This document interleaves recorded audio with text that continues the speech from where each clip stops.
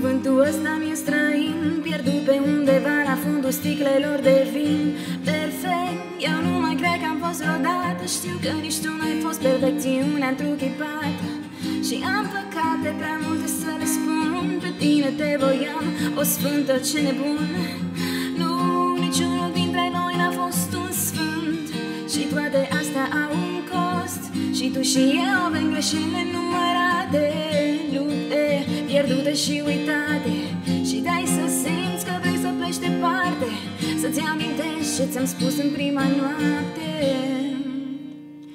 Pentru ochii ăia verzi mi-aș arunca lemn, aș pierde războaiele. Învins să sta în fața ta, fără orgolii, să mă vezi și să-mi strici numele, eu să-ți fiu binele.